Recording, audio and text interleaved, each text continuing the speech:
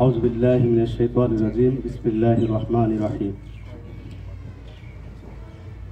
يا أيها الذين آمنوا هل أدلكم على تجارة تنجيكم من عذاب أليم تؤمنون بالله ورسوله وتجاهدون في سبيل الله بأموالكم وأنفسكم ذلكم خير لكم إن كنتم تعلمون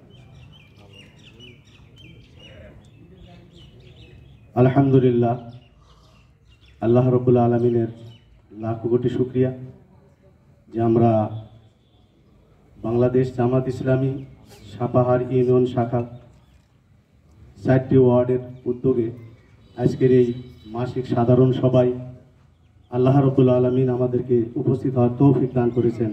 সকলে বলি আলহামদুলিল্লাহ। আলহামদুলিল্লাহ।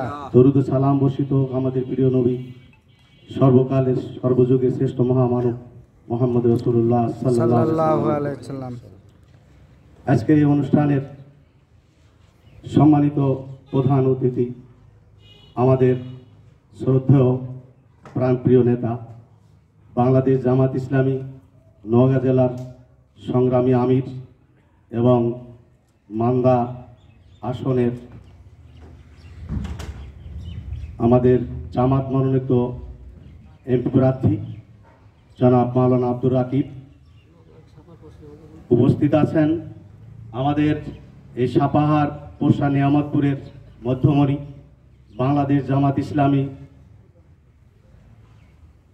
কেন্দ্র ঘোষিত এই আসনের এমপি প্রার্থী এবং নওগাঁ জেলার জামাত ইসলামী কর্মপরিষদ সদস্য জনাব অধ্যক্ষ মাহবুবুল আলম, সম্মানিত থানা আমির সহ বিভিন্ন পর্যায়ের নেতৃবৃন্দ এবং আমার প্রাণপ্রিয় দিনী ভাইয়েরা, আসসালামু আলাইকুম ওয়া রাহমাতুল্লাহি ওয়া বারাকাতুহু। আমাদের এক ভাই বলে গেলেন যে আসলে আমরা 15 বছর পরে এখানে ওপেন কথা বলার একটা সুযোগ পেয়েছি, আলহামদুলিল্লাহ।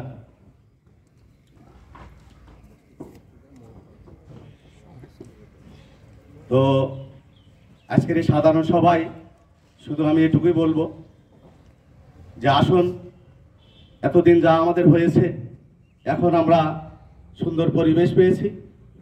এই আল্লাহর জমিনে আল্লাহর দিন প্রতিষ্ঠার সংগ্রামে আমরা আমাদের সর্বোচ্চ জানমাল উৎসর্গ করে এই আন্দোলনকে সামনে থেকে এগিয়ে নিয়ে যাব, এই আশাবাদ ব্যক্ত করে, যেহেতু আমাদের আরও মেহমান আছেন এবং আমি এখনই শাহবাজপুরে একটি প্রোগ্রাম আছে সেখানে চলে যাব, এই জন্য একটু কথা বললাম।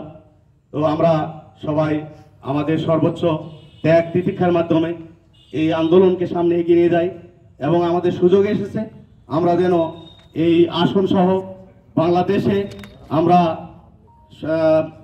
আমাদের জামাত ইসলামকে রাষ্ট্রীয় ক্ষমতায় নিয়ে যেতে পারি, আশাবাদ ব্যক্ত করে আমার সংক্ষেপ কথা শেষ করছি। ওয়া আখির দাওয়ানা আলহামদুলিল্লাহি রাব্বিল আলামিন। আসসালামু আলাইকুম ওয়া রাহমাতুল্লাহ।